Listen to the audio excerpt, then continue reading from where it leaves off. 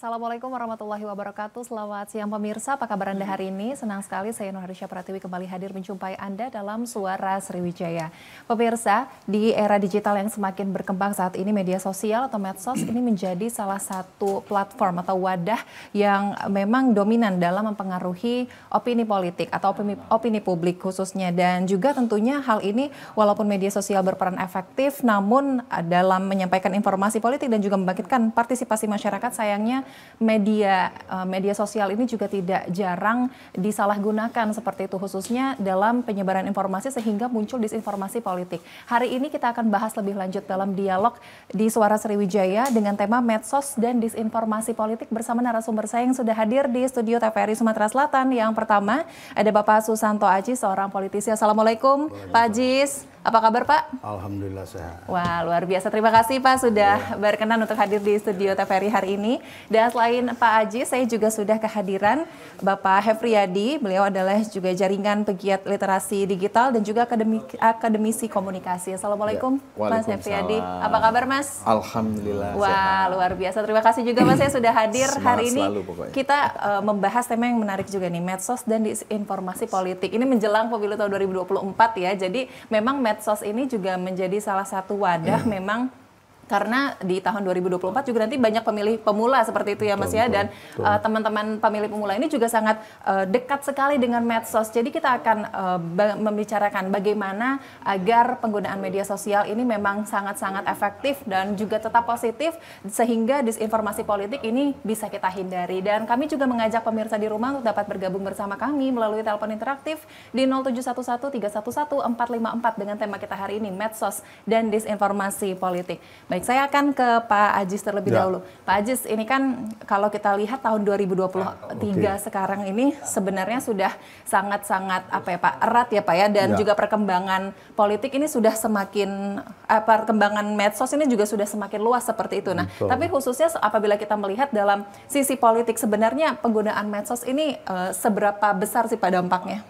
Oh, terima kasih. Saya akan coba jawab pertanyaannya bahwa dalam kondisi sekarang medsos ini pengaruhnya sangat luar biasa. Ya. Coba kita bayangkan siapa hari ini yang tidak memakai ponsel dan menggunakan aplikasi itu. Ya, begitu besarnya pengaruh. Nah, pengaruh ini berdampak dua sisi. Artinya ketika informasi yang disampaikan ini betul, datanya konkret, ya, ini akan berdampak juga pada kebenaran. Artinya media bagian dari bisa mendidik dan mencerdaskan masyarakat. Tapi di sisi lain, ketika datanya tidak betul, alias hoax, yang timbul, maksud saya begini, ada faktor kebencian, ada faktor sara di situ, ada faktor-faktor yang menurut saya itu tidak layak untuk dikemukakan di situ. Itu akan berdampak buruk.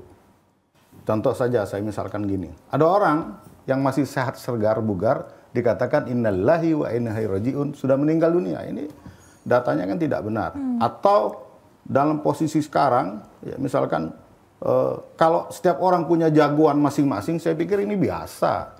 Ya, punya jagoan, punya sendiri itu biasa. Tetapi saya katakan tadi, seharusnya ini disampaikan dengan hal yang benar.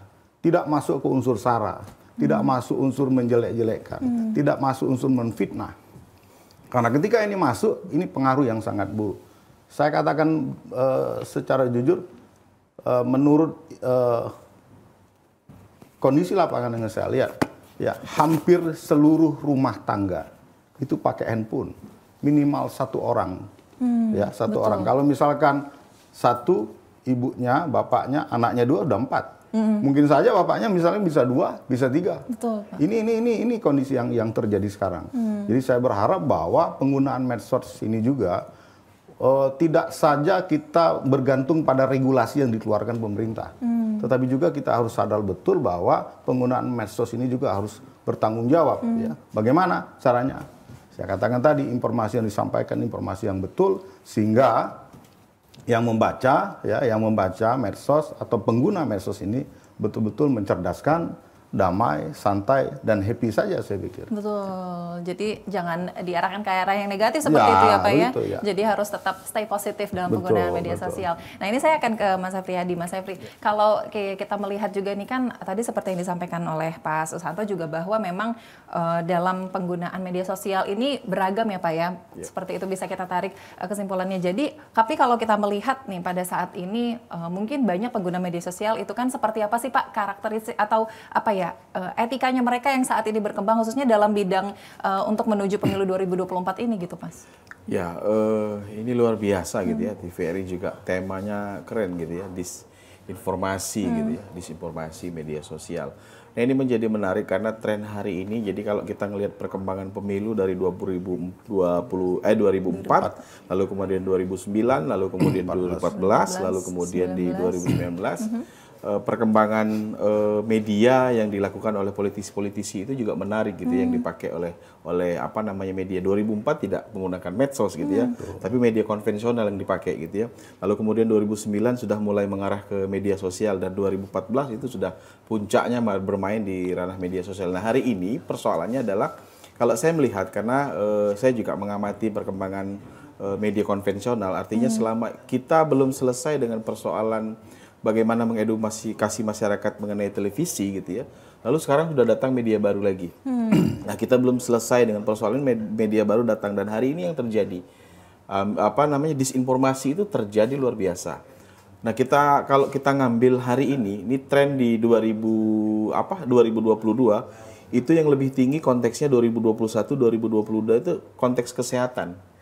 Jadi Mavindo, ada organisasi Mavindo, kalau saya kebetulan aktif juga di jejaring pegiat literasi media, kemudian teman juga ada di Mavindo, komunitas masyarakat anti hoax, itu meneliti mengenai bagaimana hoax-hoax yang terjadi, bagaimana konten-konten media sosial yang terjadi, dan trennya di 2022 kemarin itu lebih tinggi kesehatan dan politik.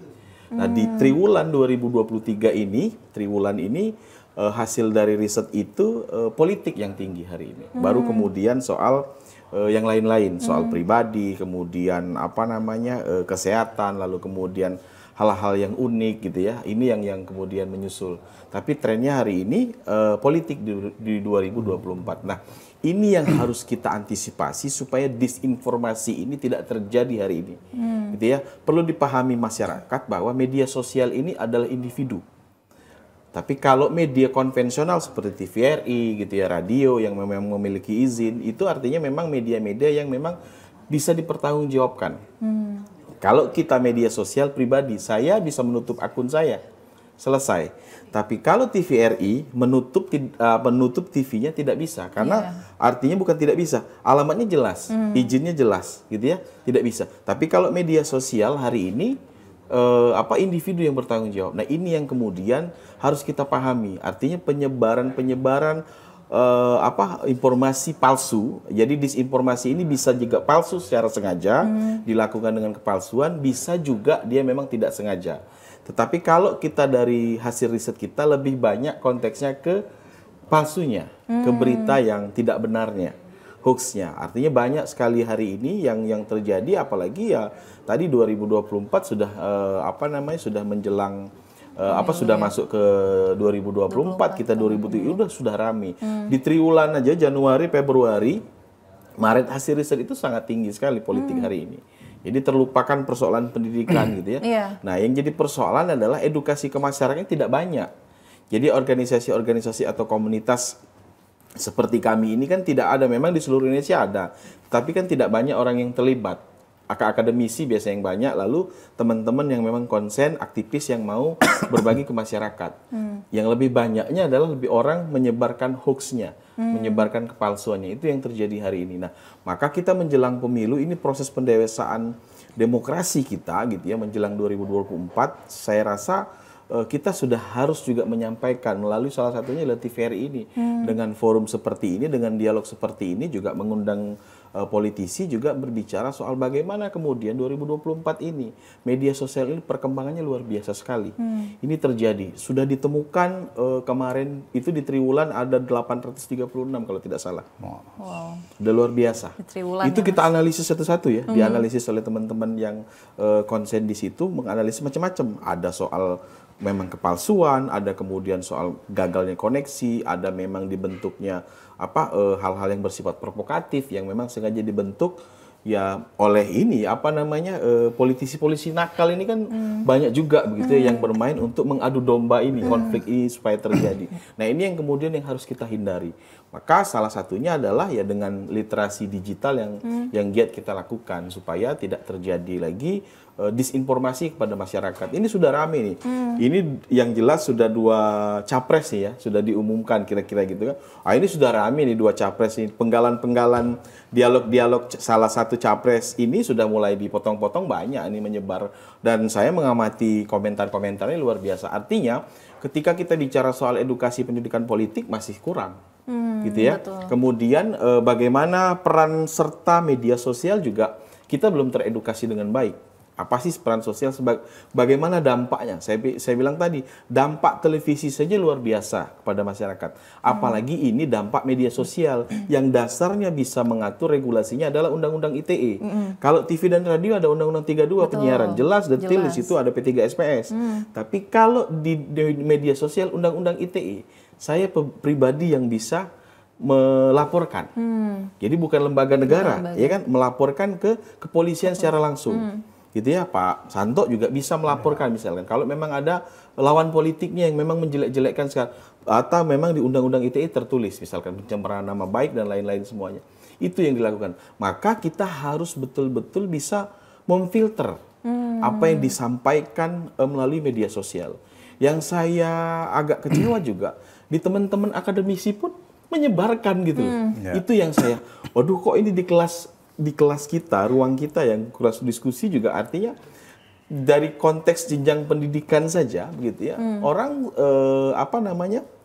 sudah tidak bisa juga memfilter mana yang disinformasi, mana yang betul-betul kebenaran. Nah, ini yang harus kita sampaikan kepada masyarakat supaya ya 2024 ini lebih baik dari 2019. Betul, harus itu. Artinya kedewasaan berpolitik itu sudah kita mulai bergeser, gitu. Jadi ternyata memang untuk bisa memfilter medsos itu tidak hanya untuk para anak-anak muda saja, tapi memang seluruh masyarakat pengguna media sosial ya Pak ya. Pengguna media sosial juga ternyata sudah banyak dari mulai ibu-ibu, bapak-bapak udah banyak gitu generasinya. Baik, nanti kita akan bahas lebih lanjut lagi terkait tema kita hari ini yaitu medsos dan disinformasi politik. Pemirsa tetaplah bersama kami, Suara Sriwijaya akan kembali.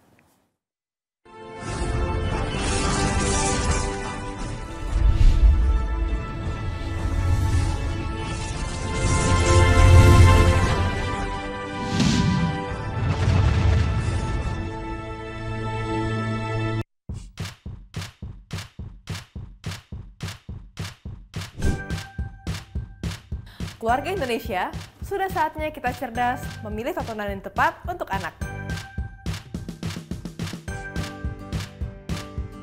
Karena tontonan yang ramah anak sangat penting untuk membentuk karakter dan tumbuh kembang anak. TVRI menghadirkan program-program tayangan yang edukatif dan aman untuk buah hati kita. Ayo ke museum. Buah hatiku sayang.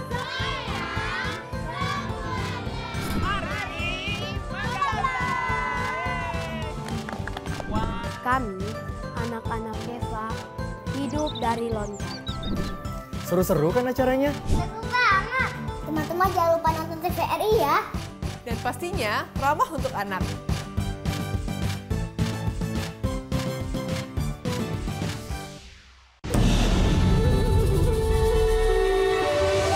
Ribuan suku dan bahasa, warna-warni budaya. Ajarkan kita bijaksana, menjaga Indonesia kaya. Ayo, karena kita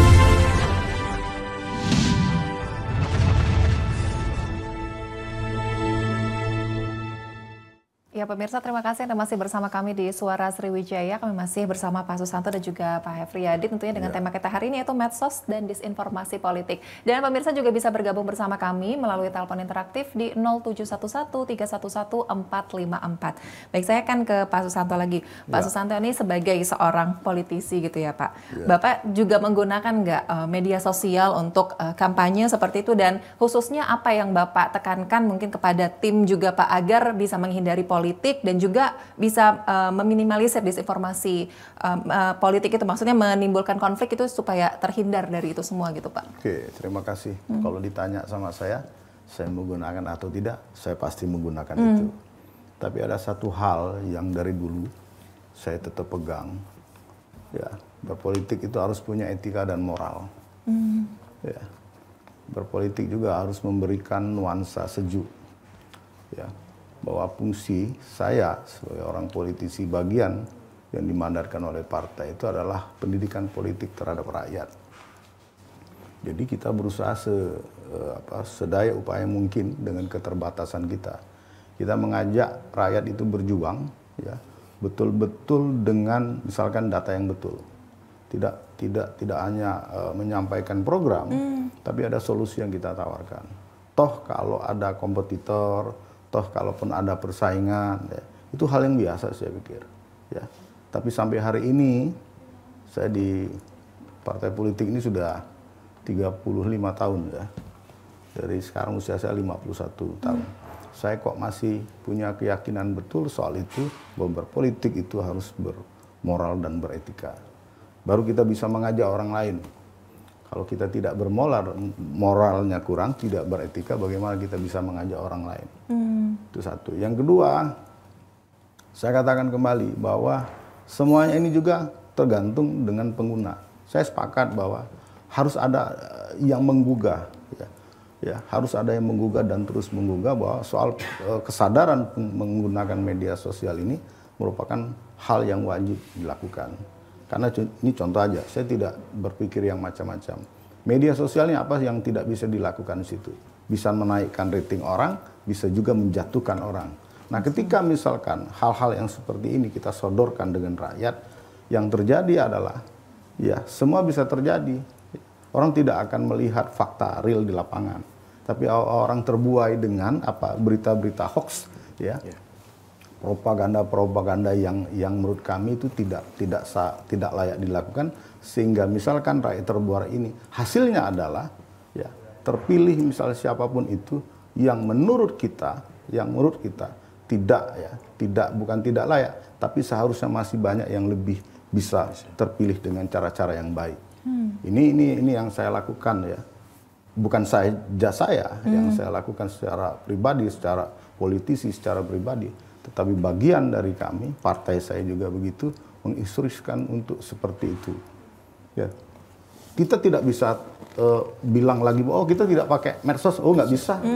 Ya. Sekarang anak-anak pemilih pemula, ya, jujur saja saya sebagai orang tua, ada hal-hal tertentu, Mas, yang saya harus tanya sama anak saya. Ini gimana ini bagaimana, Artinya kecanggihan mereka lebih canggih dari kita. Nah, tinggal bagaimana, saya katakan tidak kalah pentingnya adalah menggugah kesadaran kita. Karena penggunaan itu menurut saya tingkat kesadaran itu harus dimulai dari individual dan personal dulu, baru ke keluarga dan baru bisa, ya, mengajak orang lain. Saya pikir itu. Jadi etika dan juga moral itu salah satu kunci yang paling tepat ya Pak ya untuk seorang politisi, apalagi memanfaatkan media sosial. Betul. Seperti itu harus bisa memberikan memang selain mungkin kampanye, tapi juga memang bisa memberikan hal-hal positif lainnya gitu Pak melalui media sosial. Betul. Nah ini saya akan kembali ke Pak Hefriyadi. Pak Hefriyadi, ini kan kalau kita berbicara mengenai media ya, media penyiaran atau media cetak itu kan ada banyak pengawasan ya Pak ya. Sedangkan kalau medsos ini tadi kan seperti yang Pak Hefriyadi tadi sudah sampaikan itu tidak bisa dicegah gitu kan untuk penyebaran informasinya juga memang sangat tidak terbatas gitu ya Pak ya. Nah sebenarnya kalau kita melihat apakah perlu ya Pak ya sebuah tim gitu khususnya memang apalagi untuk menuju pemilu 2024 ini ada tim cyber gitu Pak untuk menghindari black campaign gitu. Artinya tim cyber ini entah dari Bawaslu misalnya, entah dari pokoknya dari pemerintah seperti itu. Gimana Pak? Ya, kalau kita itu tadi saya katakan kalau di pemilu itu mengenai media konvensional yang memang bisa dipertanggungjawabkan, itu ada Dewan Pers. Karena biasanya menjelang pemilu ada gugus tugas, ada KPU, Bawaslu, KPI, lalu kemudian Dewan Pers. Nah, ketika memang ada berita-berita yang memang mungkin ditemukan mengarah kepalsuan atau ditemukan memprovokasi, maka itu bisa dilaporkan dan Dewan Pers nanti bisa bertindak kalau memang itu ke ranah jurnalis, kalau ke ranah penyiaran tadi ke KPI gitu ya. Nah, kalau ke media sosial, ke media baru hari ini itu ya Undang-Undang ITE. Jadi tim sukses atau memang politisi seperti Pak Santo tadi saya katakan ada dijelek-jelekkan misalkan, nah ini tinggal nanti dilaporkan Pak Santo atau timnya bisa melaporkan individu tersebut gitu. Itu yang jadi tim kalau dari Bawaslu saya pikir tidak punya ini ya, tidak punya tim khusus untuk melacak itu karena ini sudah unsurnya ke ranah pidana nanti. Karena Undang-Undang ITE kan yang digunakan. Betul. Artinya individu individu yang digugat maka dasarnya adalah Undang-Undang ITE, nanti ya pasal-pasalnya di dalam situ apa yang mau dilaporkan begitu. Jadi kalau membuat itu ya tidak gitu ya. Mungkin KPU juga sebatas sosialisasi penyelenggaraan begitu ya, karena tugas KPU sebagai penyelenggara begitu ya. Artinya memang ini adalah kekuatan kita bersama gitu ya, kita bersama ya seperti kami di Japeledi gitu lah, kemudian ada Mavindo, kemudian ada banyak organisasi-organisasi yang konsen di literasi digital begitu ya, menyampaikan pada masyarakat untuk ini. Nah, kita bergerak sama-sama konteksnya itu supaya ini bisa terjadi harapannya ya 2024 ini betul-betul memang titik balik pendewasaan demokrasi kita yang luar biasa begitu bagi masyarakat. Artinya kita mau menggunakan media apapun, masyarakat kita udah selesai gitu ya. Artinya kita sudah tidak bisa lagi melihat dalam sisi yang lain, tetapi edukasi masyarakatnya sudah terpenuhi, maka akan menjadi nilai balik. Orang-orang nggak akan mungkin lagi calon-calon, mungkin Pak Santo ini bukan tipikal yang pencitraan misalkan begitu ya, yang memang real bekerja, tidak lagi bicara soal pencitraan, tapi memang real nyata, oh ini politisi kami memang betul-betul bekerja untuk masyarakat misalkan begitu. Ini yang dilakukan. Artinya pencitraan-pencitraan dilakukan oleh politisi itu tidak akan laku lagi. Tapi hari ini kan masih masih sangat ramai dan ini bukan persoalan pencitraan politisi, tetapi jelang Pilpres ini sudah luar biasa. Isu agama ini sudah mulai dibahas. Betul. Nah, hari ini trennya juga yang tinggi, kalau kemarin itu masih skupnya Facebook misalkan, hari ini sudah bermain ke ranah visual lagi. Betul. Jadi ke ranah visual yang paling tinggi hari ini masih dipakai orang adalah YouTube. YouTube, lalu Facebook, lalu kemudian TikTok, lalu kemudian Twitter. Iya. Ini yang kalau urutannya hari ini trennya setahun ke belakang ini di YouTube mainnya, karena dia main ke visual. Makanya penggalan-penggalan video orang itu kemudian dijadikan satu untuk mengadu domba, ini luar biasa. Enak kalau kepentingan salah satu capres misalkan, ini memang sengaja untuk diciptakan membuat konflik masyarakat kita. Nah, ini yang harus kita hindari, yang harus kemudian kita awasi sama-sama. Kalau ini disampaikan terus ke publik lalu dikonsumsi oleh masyarakat yang tidak difilter, nah inilah yang terjadi. Konflik ya 2014, 2019 lah ya. Ya unfollow di tingkatan kita pribadi saja banyak karena persoalan perbedaan politik. Betul. Gitu. Perbedaan, nah ini yang kemudian harus kita tinjau, kita kaji untuk sama-sama nanti disampaikan juga kepada masyarakat supaya bisa difilter gitu ya. Hal-hal yang memang berbau tadi ya disinformasi tadi yang memang sengaja disebarkan untuk hal-hal kepentingan tertentu, kepalsuan tadi. Nah, ini yang terjadi. Kalau media konvensional sekarang Dewan Pers sudah ada istilahnya jurnalis itu benar-benar sudah ikut tes dulu, ada sertifikasi segala macamnya gitu ya untuk mereka ikut bahwa memang ini adalah jurnalis profesional. Dan media online pun hari ini dimiliki oleh politisi pun bagi saya silahkan saja, sah-sah saja gitu ya, selagi memang on the track begitu ya, tidak jadi persoalan.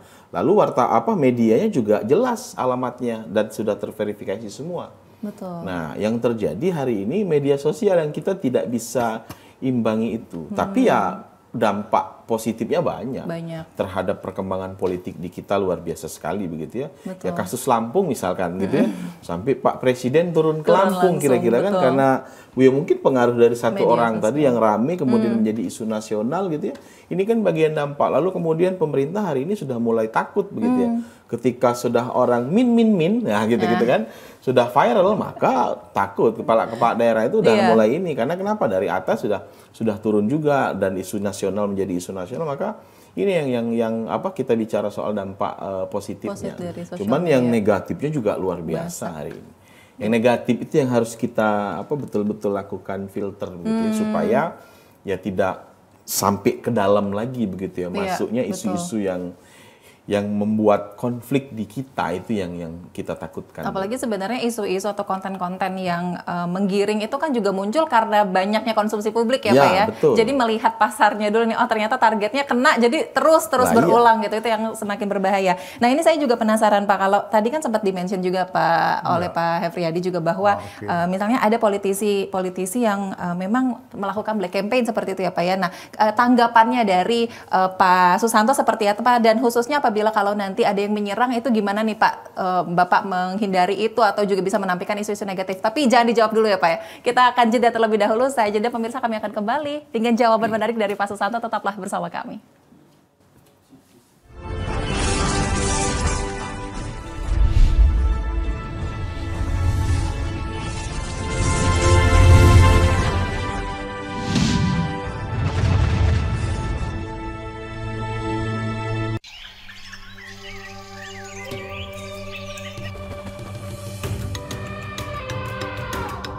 Taman Nasional Waikambas, kawasan konservasi dengan luas sekitar 125.000 hektar, kaya akan satwa liar dan menjadi habitat gajah Sumatera, Elephas maximus sumatranus. Keberadaan kawasan konservasi Waikambas sangat penting untuk melindungi satwa gajah yang masuk kategori appendix ini. Dan inilah lokasi tempat keseharianku sebagai seorang mahout. Interaksiku bersama hewan besar ini membangun keterikatan emosi layaknya orang tua dan anak.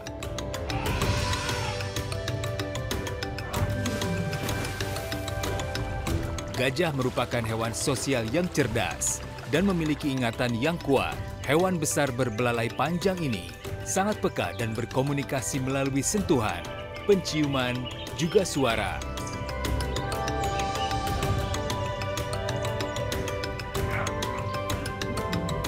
Konflik gajah dengan manusia, penyusutan hutan habitat alami gajah, dan perdagangan gading ilegal menyebabkan gajah diambang kepunahan. Satu pesanku, hidup berdampingan dengan gajah, cegah kepunahan.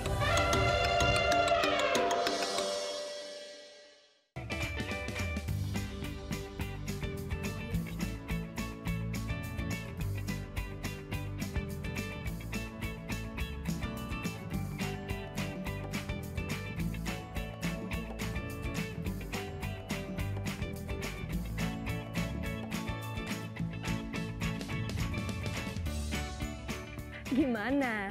Bersih dan jernih kan siarannya? Jangan khawatir, semua ini gratis.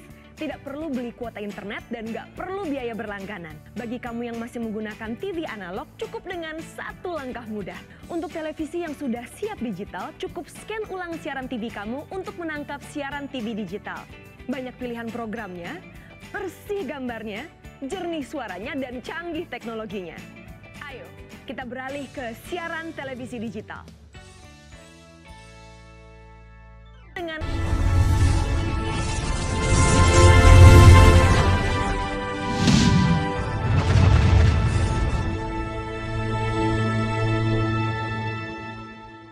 masih bersama kami di Suara Sriwijaya. Kami masih bersama Pak Susanto Ajis dan juga Bapak Hefriyadi dengan tema kita hari ini yaitu medsos dan disinformasi politik. Dan pemirsa juga bisa bergabung bersama kami melalui telepon interaktif di 0711 311 454. Baik Pak Susanto, ini tadi sebelum jeda tadi saya sempat bertanya Pak, kalau Bapak melihat misalnya ada politisi nakal seperti yang melakukan black campaign gitu ya Pak, ataupun juga menyerang dengan ranah tadi menggunakan media sosial gitu, dan itu juga terjadi misalnya kepada Bapak diserang seperti itu, apa yang akan Bapak lakukan untuk menghindari atau juga menampilkan isu-isu negatif?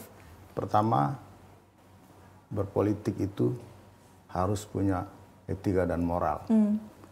Politik itu adalah cara. Saya sering mengatakan itu secara simpel. Politik itu adalah cara. Ketika mau bercita-cita, mau apapun dia, ya, mau bercita-cita jadi ini, jadi itu, jadi ini, dan menggunakan mekanisme politik, ya, harus dimulai dengan cara-cara yang baik. Saya tidak berupaya untuk menghimbau yang lain, ya, tapi saya berpikir seperti itu. Karena sesuatu tujuan yang baik itu memang harus dimulai dengan cara-cara yang baik. Yang pertama, kalau ada politik black campaign dan segala macam. Yang kedua, saya bukan orang yang terlalu pusing ya ketika orang menyerang saya. Karena saya punya keyakinan tersendiri. Keyakinan itu adalah ya kebenaran itu tidak akan bisa tergantikan dan terbelikan oleh apapun. Misalkan contoh aja gini saya. Ya. Di usia saya berpolitik sudah 35 tahun, ada fase-fase tertentu, mungkin saya dan teman-teman itu di titik nadir, artinya yang paling rendah. Dihajar, ya, dibusukkan, difitnah dan segala macam. Tapi apakah kita membalas dengan hal yang sama? Tentu itu tidak kita lakukan. Kenapa itu tidak kita lakukan? Ada satu hal positif yang sering saya juga diskusi dengan kawan-kawan. Ini menyangkut juga soal kedewasaan kita berpolitik. Ya, kedewasaan berpolitik ini harus, saya pikir. Ya, sarana partai politik adalah sarana pendidikan untuk rakyatnya. Bagaimana bisa masa anggota partai politik atau politisi yang ada di sana bisa mengajak rakyat itu ke arah yang lebih baik kalau kita sendiri tidak memulai dari diri kita masing-masing. Ini yang saya katakan. Ya, ketika orang mau melakukan itu, saya tidak bisa mengatakan seharusnya jangan dilakukan. Tapi masih dilakukan juga, itu kembali juga ke individunya masing-masing. Betul. Tidak bisa saya melarang itu ya. Tapi kalau saya katakan, apakah saya akan menggunakan itu? Sampai hari ini saya ngomong, saya belum terpikir untuk melakukan hal itu. Ya, karena semakin hari, tadi sudah disampaikan bahwa ada sisi positif juga. Kan tidak bisa kita hanya melihat dari sisi negatif. Walaupun sisi negatif itu jauh lebih banyak. Ya, ada sisi positifnya. Misalkan gini, semakin hari ya rakyat ini semakin cerdas. Tidak bisa dibohongi lagi. Dulu misalkan, cobalah lihat sekarang. Tinggal 9 bulan lagi, saya pikir di pemilihan 2024. Ya, coba lihat berapa banyak spanduk yang ada di jalan-jalan. Oke? Iya. Ya. Motivasinya apa? Memperkenalkan diri. Oke, berapa persentase yang sampai pada tahap itu? Ya. Jangan dipikir orang di desa itu tidak mengerti. Orang di desa mungkin agak kurang mengerti, tapi nothing tulusnya itu akan jauh lebih. Jadi saya pikir itu saja. Saya tidak menghimbau, tetapi alangkah lebih baiknya kita secara bijak menggunakan medsos ini. Sehingga saya katakan tadi demokrasinya demokrasi yang riang gembira, happy, sejuk, ya, tidak menjelekkan satu dengan yang lain, tidak memfitnah satu dengan yang lain. Toh pada dasarnya kita juga punya kelemahan. Pada dasarnya juga biarlah orang tahu bahwa kita punya kelebihan, jangan kita yang ngomong. Toh kalaupun saya diserang, saya katakan tadi, ya saya punya keyakinan yang kuat bahwa kebenaran itu tidak akan pernah tergantikan dengan apapun. Rakyat semakin cerdas. Ya. Toh baik apapun dia membungkus suatu produk, ya, dengan kelihayannya, dengan kerapiannya gitu. Toh kalau memang isinya juga nggak bagus, cepat atau lambat juga pasti tahu kok. Dan itu menurut saya secara pribadi, ya mungkin secara pribadi dan personal juga sebagai seorang politisi juga itu merugikan. Harusnya kita berpikir juga untuk jangka panjang, tidak hanya berpikir 5-10 tahun. Karena kita juga berpikir, karena saya pikir perjuangan itu harus tetap dilakukan. Itu saja saya pikir. Oke, nah ini artinya memang juga di dalam penggunaan media sosial tadi apa ya, untuk berpolitik harus menciptakan politik yang tetap happy, Ya, tetap positif tetap gitu ya Pak ya, positif. jadi dan tetap damai juga. Nah ini sebagai seorang politisi juga nih Pak Susanto juga dalam menggunakan sosial media ini ya Pak ya, memang trennya memang sudah seperti itu. Betul. Apa sih Pak yang sebenarnya Bapak siapkan? Apakah Bapak juga menyiapkan seperti itu tim-tim kreatif gitu Pak untuk dalam memanfaatkan media sosial ini supaya lebih maksimal? Terima kasih. Saya jujur saja, tim kreatif itu saya siapkan, ya. Tetapi yang lebih saya siapkan adalah saya lebih banyak turun ke bawah. Ya, contoh kecil aja misalkan, rakyat itu perlu disapa. Betul. Ya, mungkin dia nggak kenal sama saya, tapi kenal sama saudara saya ini. Apa hubungannya sama Santo? Itu saudara saya. Artinya rakyat ini perlu disapa, ya, perlu lihat senyum pemimpinnya, ya. Perlu bagaimana bisa kita merasakan penderitaan rakyat kalau kita tidak mampu untuk mencium baunya keringat rakyat itu. Bukan berarti media sosial tidak kita perlukan, perlu karena itu up to date, kondisi terkini gitu. Tapi apakah selesai semua dengan itu? Tidak menurut saya. Selaku politisi kita harus turun ke bawah. Toh rakyat juga tahu kita juga punya kapasitas yang terbatas kok, punya kemampuan yang terbatas. Tapi dengan komunikasi yang kita lakukan secara langsung ya, ketemu, ngobrol sama dia, ngopi sama dia. Mungkin hari itu kita ketemu makan mie instan. Ya, mungkin saya mungkin sudah nggak nyaman untuk makan itu. Tapi mungkin di tempat saya datang, mie instan itu adalah salah satu makanan yang terenak dan favorit untuk mereka. Betul. Iya, minum kopi misalkan. Dan itu menjadi apa? Membekas ya, membekas di alam pikiran mereka. Ya, ini komunikasi yang harus dibangun. Bukan berarti medsos ini tidak diperlukan. Tidak, karena ini up to date, kondisi terkini gitu loh. Iya, bisa Tapi tahu dari hal-hal medsos. yang mendekatkan sama rakyat, cerita rakyat harus didengarkan. Bagaimana kita cara mengeksekusinya ini yang perlu didiskusikan dengan kewenangan kita. Dan saya yakin rakyat tahu bahwa kita juga punya keterbatasan soal itu. Tapi ketika kita datang, ketika kita senyum, ketika kita rangkul dia, ketika kita ajak ngomong, ngopi sama-sama, saya pastikan ya, pengalaman saya membuktikan bahwa ini hal yang sangat luar biasa.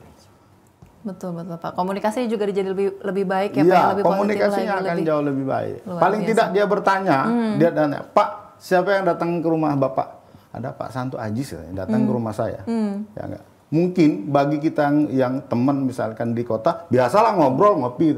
Tapi ketika kita datang misalkan dari Palembang harus 3 jam naik speedboat sampai ke sana, dia tanya oleh keluarganya, siapa? Ada Pak Santo. Ini hubungan yang menurut saya satu hal. Kalau saya punya keyakinan politisi itu harus membangun kekuatan emosional. Tanpa kekuatan emosional yang terjadi apa? Barter. Ini yang jadi permasalahan. Saya kira itu. Iya, membangun kekuatan emosional Ya, itu ya Pak ya, dengan ya. komunikasi secara langsung Betul. tatap muka. Nah ini saya akan kembali ke Pak Hepriyadi. Pak Hepriyadi tadi di segmen sebelumnya Bapak sempat mention juga bahwa sebenarnya bisa dikatakan pendidikan terhadap politik di Indonesia ini juga masih kurang gitu ya Pak ya. Khususnya mungkin itulah kenapa munculnya berita-berita hoax, disinformasi politik yang menjadi konsumsi publik. Kira-kira sebenarnya pendidikan politik ini harusnya seperti apa sih Pak untuk masyarakat kita dengan tren yang ada di tahun 2023 ini untuk menuju 2024 mendatang? Iya, seharusnya memang apa ya, literasi media, literasi digital itu sudah harus menjadi program pemerintah sebetulnya gitu ya. Ini juga soalnya bukan persoalan pemilu saja begitu ya, tapi semua hal. Kenapa orang bisa berkonflik, bisa sampai menjadi apa ya, berbuat kriminal, tindakan kriminal yang luar biasa karena persoalan media sosial, persoalan status misalkan begitu ya. Nah ini seharusnya ini sudah menjadi program pemerintah. Memang belum banyak pemerintah, bahkan ya baru daerah mana ya yang sudah provinsi ini yang sudah mulai mencanangkan itu untuk jadi program di sekolah-sekolah begitu ya. Nah ini persoalan kalau sekolah kan sudah terkoordinasi dengan baik begitu ya, antara guru, antara sekolah, guru dan murid gitu ya. Nah di luar itu bagaimana begitu ya, orang hari ini kan mohon maaf gitu ya, bukan diskriminatif, tapi orang-orang di pasar ini udah punya Android semua ya, smartphone semua yang dipegang. Dan seliwuran siaran-siaran yang ada di medsos itu menjadi luar biasa. Ketika nunggu pembeli ikannya datang, nah, dia nggak ada kerjaan. Kalau dulu mungkin gosip dengan kiri kanan, sekarang sudah individualistis mereka. Sudah ngelihat smartphone, sudah melihat itu, membaca. Nah ini kan diambil celah ini untuk masuk. Nah kalau kami dalam konteks kajian teoritis, kritis ini namanya apa ya? Bentuk penjajahan baru, ya, neokolonialisme. Ya, bentuk penjajahan baru bukan lagi dengan senjata, tetapi dengan ideologi hari ini. Nah, ini yang masuk. Jadi doktrinnya masuk kepada masyarakat seperti ini, dan sehari ini kita sudah terkotak-kotak. Contoh misalkan hal kecil saja. Di luar negeri, kenapa penyiar, mohon maaf nih, penyiar orang gendut seperti saya nggak laku di Indonesia, ya, yang gendut seperti saya nggak laku Pak. Tapi di luar negeri, mohon maaf ya, orang kulit hitam, rambut keriting itu menjadi penyiar itu menjadi laku. Di Indonesia ini harus cantik, ganteng, tinggi, putih gitu ya. Itu kan ini media juga membentuk itu gitu loh di Indonesia. Di luar negeri melihat kecerdasan gitu ya, kemampuan seseorang menggali di luar negeri. Tapi di kita tidak. Yang diprioritaskan adalah cantiknya, gantengnya gitu ya. Nah ini yang terjadi. Nah di konteks itu, di dalam konteks konten itu, maka ini terbentuk secara tidak langsung. Artinya frame masyarakat seperti ini. Nah di media sosial hari ini juga itu. Dan media konvensional hari ini malah justru mengikuti tren media sosial, menjadi identitas konteksnya. Identitas itu apa?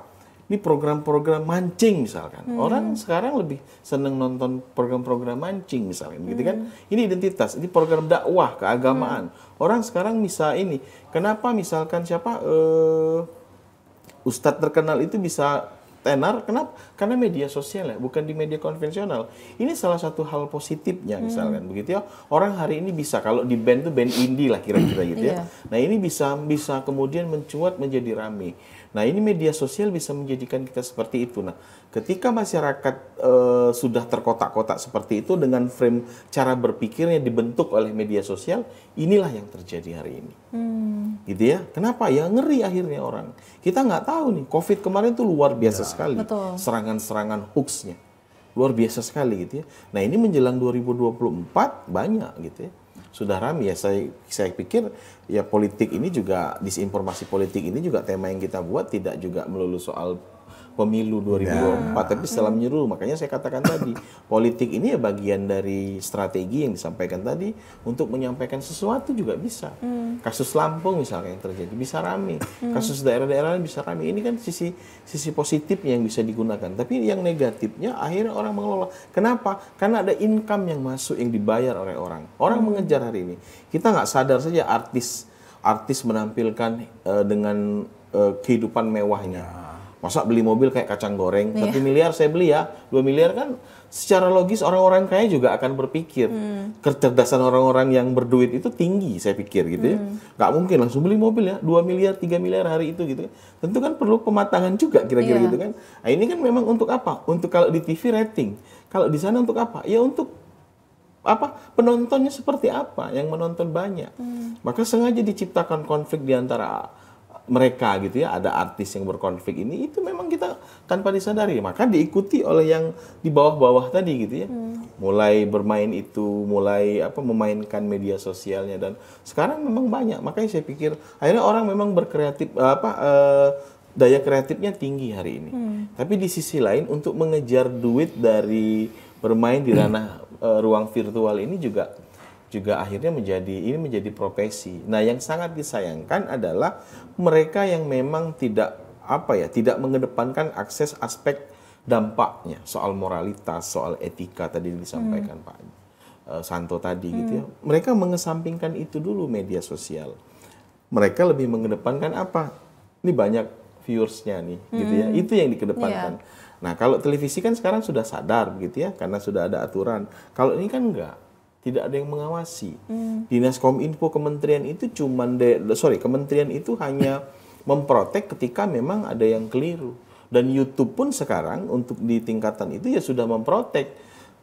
Backsound kita aja pakai lagu orang sudah mulai nggak bisa, sudah mulai diturunkan begitu ya. Kemudian yang lain juga sudah diprotek gitu. Sudah sadar, artinya yang vulgar juga tidak ditayangkan gitu ya. Nah sekarang tinggal yang bermain di ya ranah-ranah tadi, media sosial yang ya kelas-kelas misalkan Facebook gitu ya, Instagram, kemudian hari ini TikTok, dulu durasinya agak pendek, sekarang malah diperpanjang gitu ya. Nah inilah makanya jelang 2024 ini saya pikir disinformasi politik itu sudah bisa diminimalisir.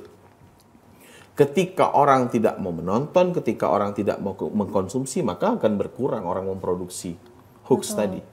Akan berkurang orang akan memproduksi kepalsuan-kepalsuan tadi yang terjadi. Kenapa? Kata Kak Santo tadi, sudah orang hari ini sudah mulai cerdas. Betul, orang ada peningkatan hari ini.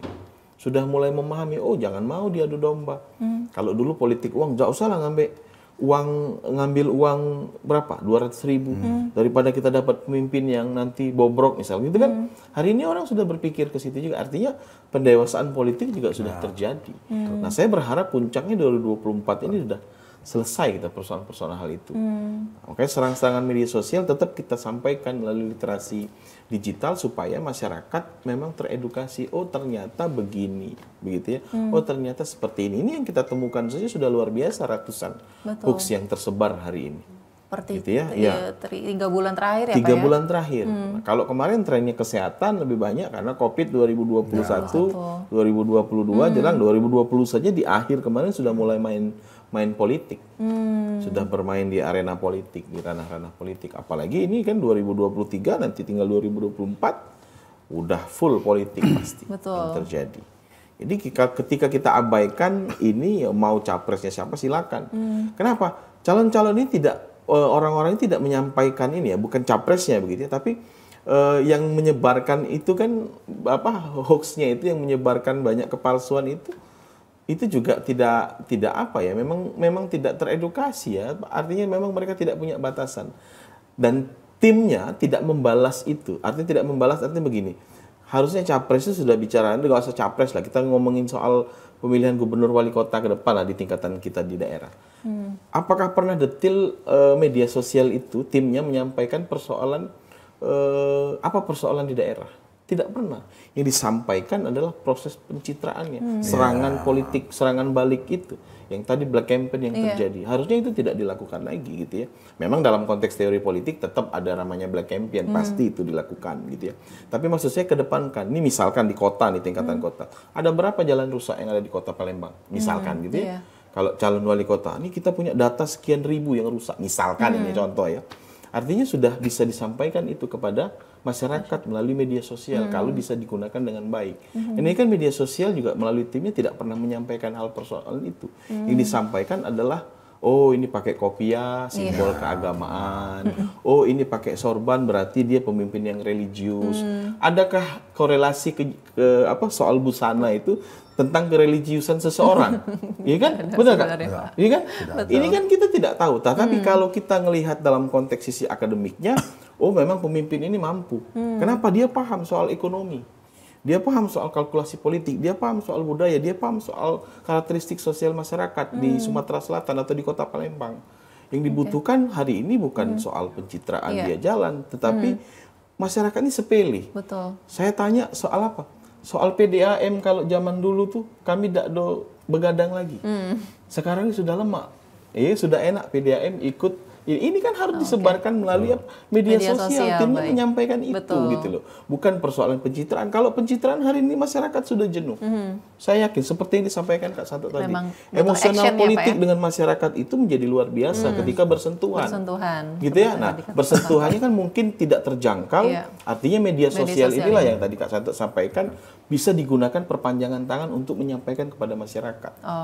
Bahwa ini loh yang kami lakukan. Nah, media sosial itu artinya untuk menghapuskan, menetralisir soal disinformasi, timnya lah yang harus bisa menyampaikan. Kalau kita bicara soal politik, pencalonan kepala daerah, presiden dan lain-lain gitu ya. Melalui media sosial itu tadi ya Pak ya. Jadi diharapkan kalau tidak bisa bertemu atau bertatap muka langsung melalui media sosial lah itu harus dimaksimalkan. Oke, kita break sejenak Pak Susanto dan juga Pak Efriadi, dan Pak Berhat tetaplah bersama kami. Suara Sriwijaya akan kembali.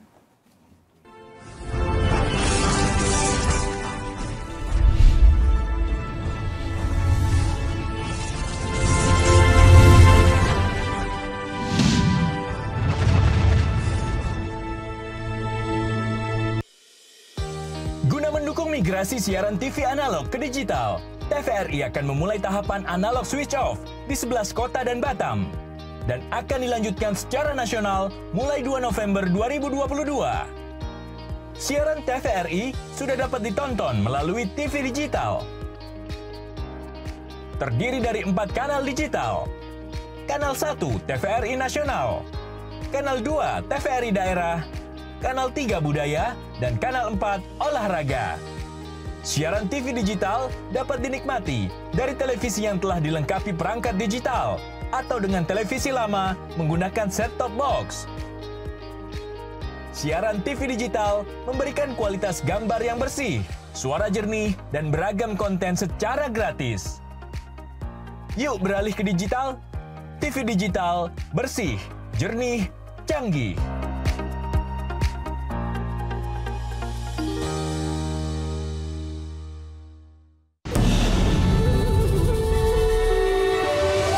Ribuan suku dan bahasa, warna-warni budaya. Ajarkan kita bijaksana, menjaga Indonesia kaya. Ayo benar kita bersyukur, rakyat terus bersatu padu. Pemerintah yang adil dan jujur, pimpin negaraku maju. Ayo mama, jangan marah beta. Dia cuma pegang beta. Ayo mama, jangan marah beta. Lah orang muda punya biasa. Sing mari kami joget semari kota minum manis bang kajula, bang kajula.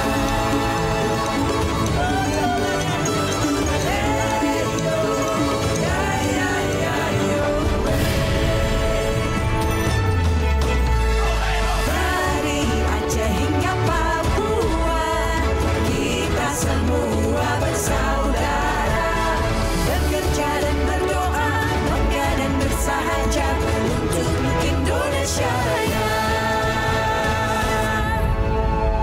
TVRI, media pemersatu bangsa.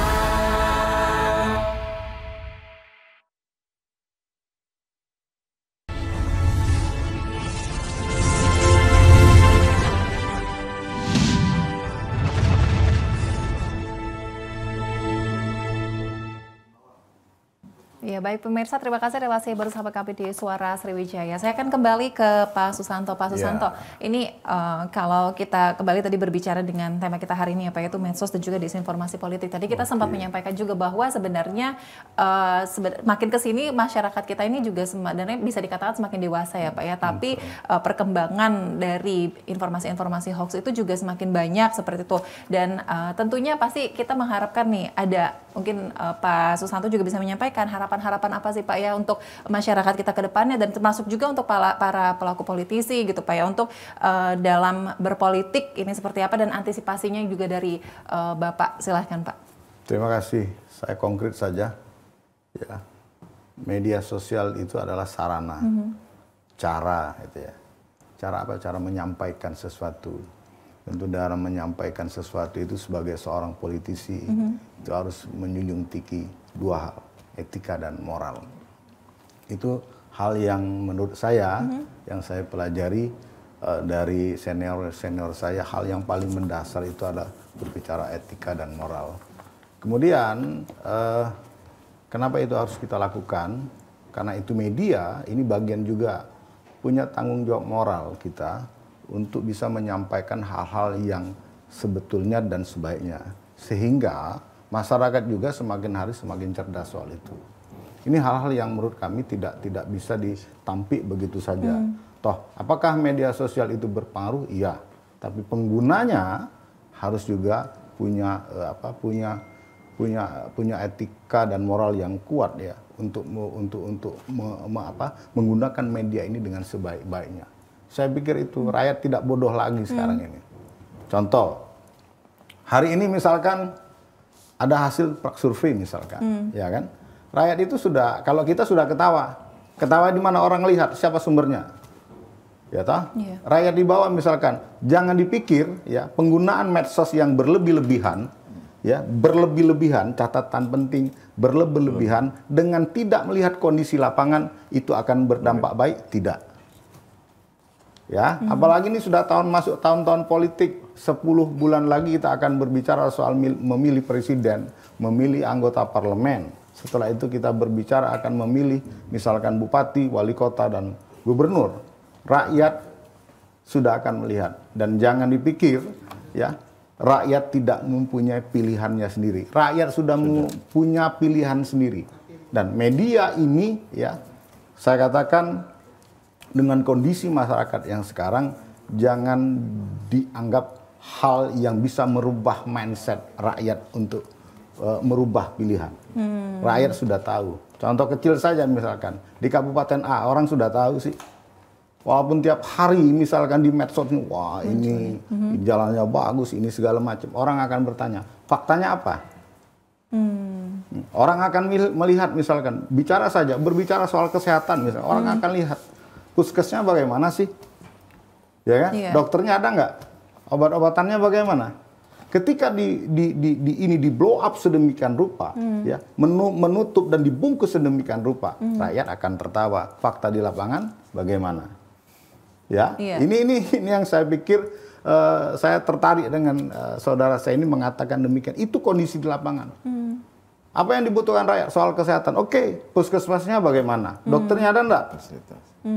Iya toh. Betul. Perawatnya ada enggak? Puskes itu buka dari jam berapa sampai jam berapa? Orang lihat kok di bawah. Pelayanannya bagaimana? Terus bicara soal pendidikan bagaimana di bawah?